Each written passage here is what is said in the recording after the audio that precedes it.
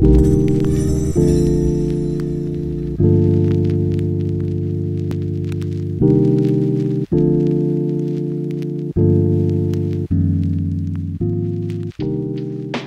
you for joining us today. My name's David Locke. What I'm going to do is I'm going to use this exercise to show you how to build layers in a watercolour. So for people who joined in my last session that I did for Hospital Rooms Digital Art School, I used that time to build a collage and then to show you how to make a watercolour from the collage. So if you want, you can kind of refer back to that class. So I built my collage, and then from there I spent more time on the collage in the last exercise. So for this, what I want to do, this is about where I kind of got to. So all I did, I've painted in a single layer onto the white watercolor paper. So for this layer, what I'm really going to show you how to kind of build layers, because building layers, it kind of adds a lot more drama and intensity to the painting.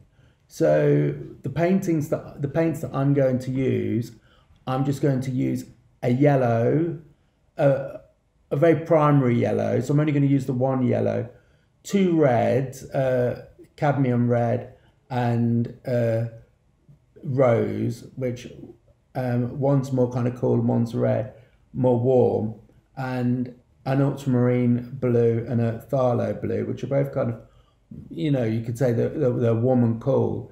Whether you're using, I'm using tube colours here, but if you're using the half pans, it's exactly the same principle. So to start, what I'm going to look is I like this eye, and this eye, I like the intensity, and I'm going to bring in the drama of that. So I'm going to put in this dark. And for this dark, I'm going to get a smaller brush, and I'm literally just going to mix together my cadmium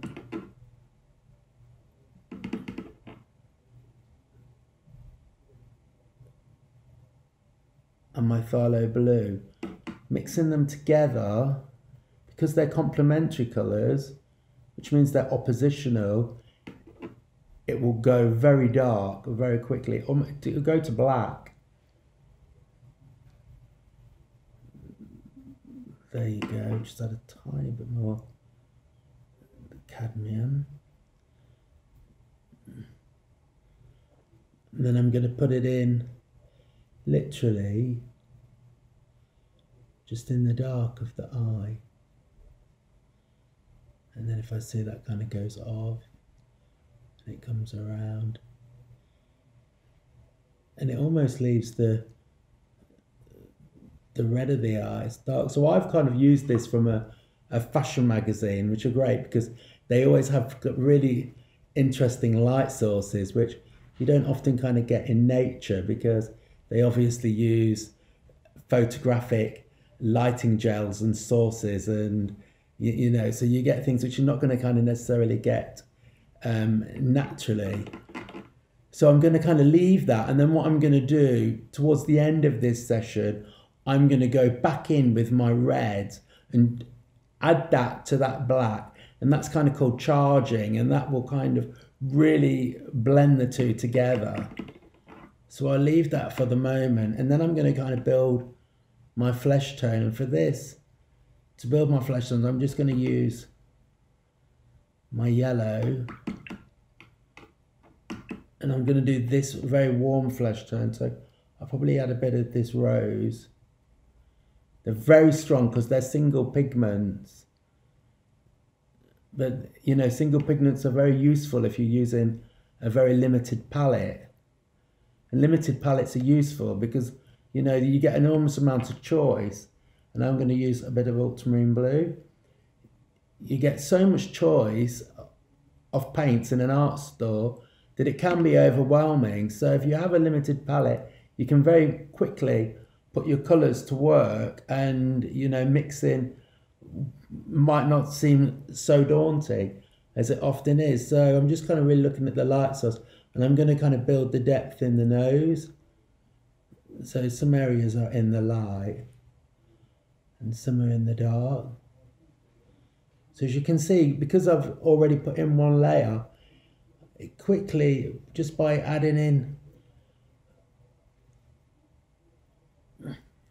more colour, automatically it increases the depth. And I don't want to add any more there because I like this light tone coming through there. Even for hair, you know, so that to me that's a, you know, a Caucasian white skin tone. You know, it's different variations of these yellow, red and blues.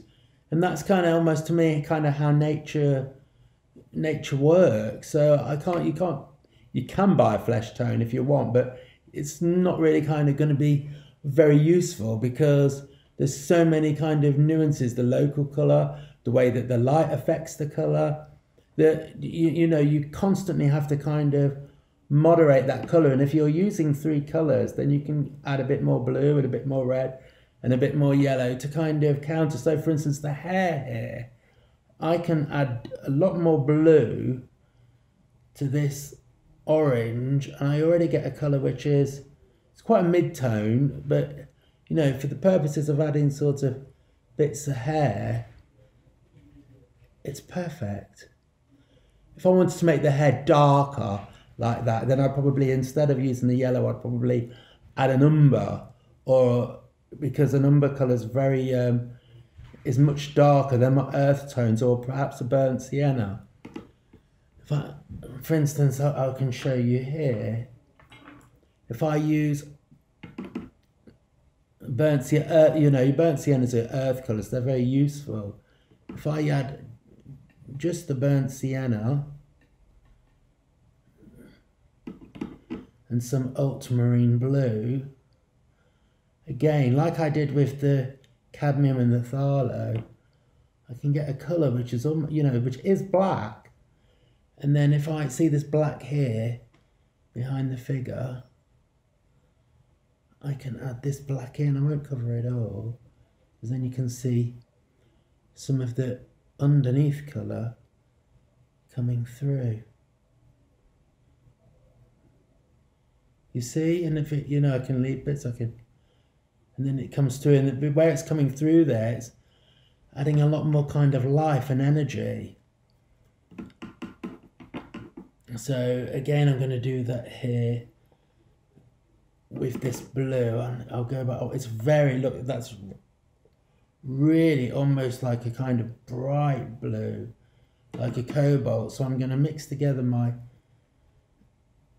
phthalo and a touch of my ultramarine,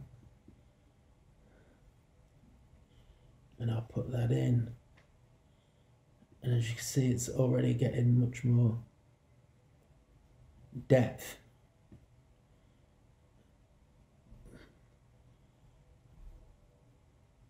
And where it's dark here, to my phthalo and ultramarine, I'll add some of my cadmium. Probably too much there. That's the thing with painting though, it's just trial and error. The more you do, the more you learn.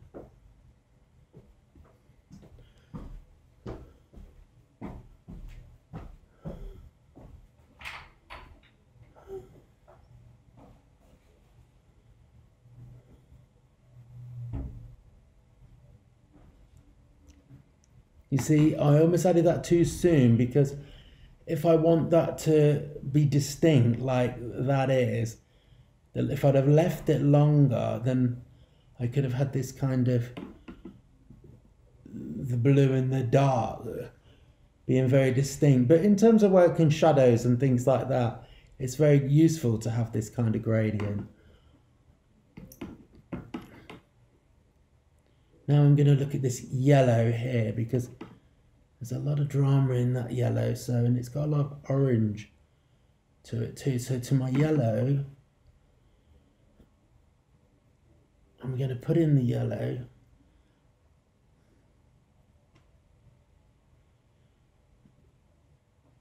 And this a bit more.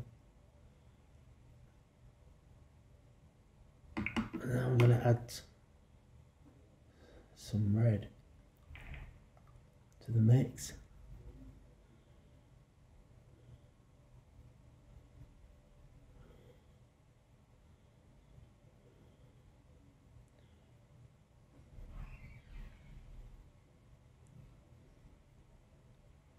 You see, and then those colours will blend together.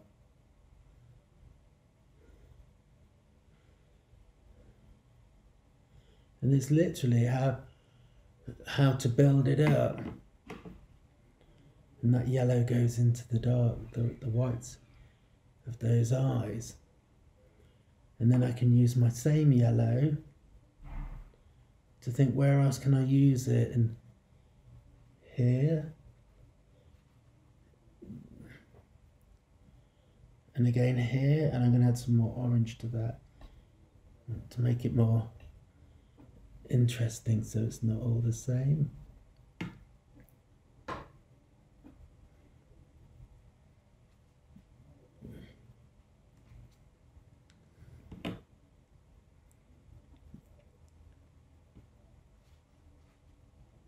Can you see how it's building the depth?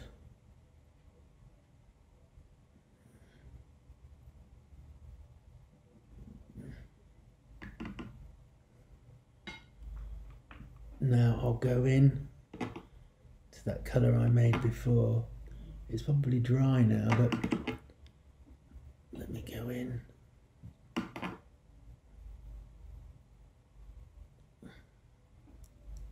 With the red.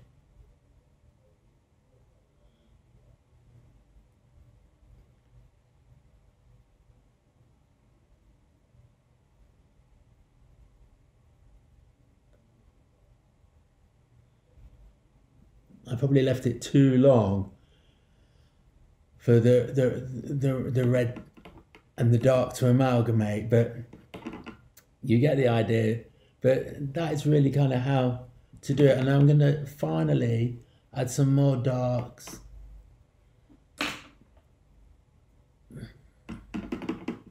to this background. So I like this red. This red I'm going to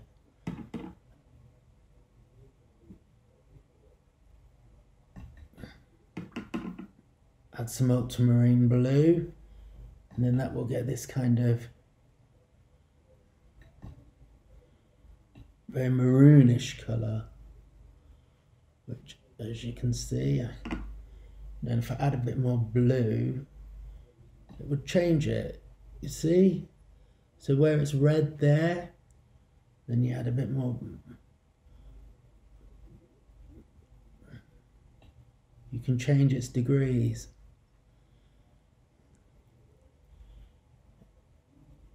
Now I like making these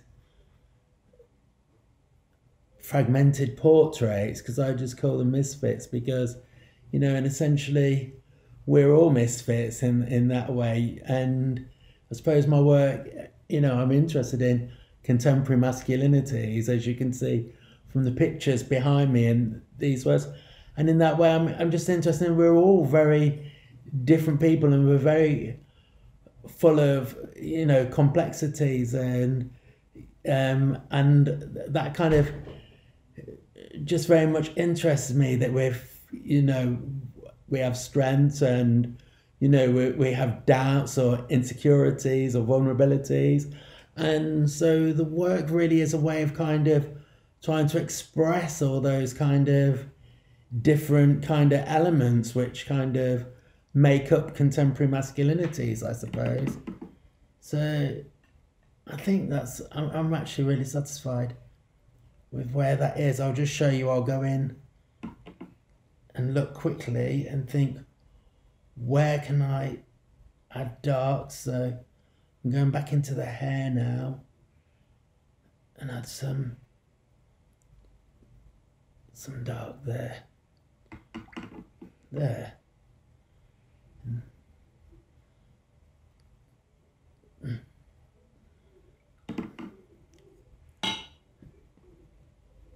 That seems fine.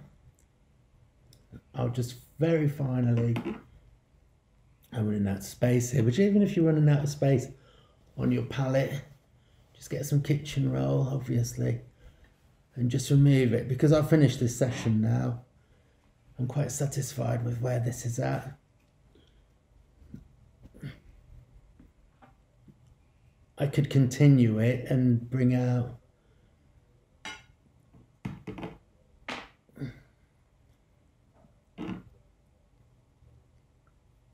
other areas of intensity, but I think where I'm at, I like it. I'll just slightly bring out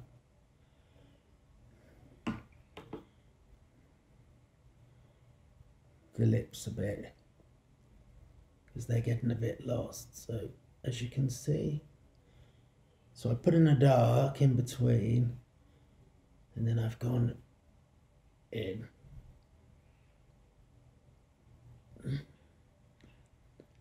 Thank you very much. I think I'm going to leave that there for today, because I'm really pleased with where it's come out. And if you have any questions, please feel free to contact me through hospital rooms, and I'll be delighted to answer any of your questions. Thank you very much.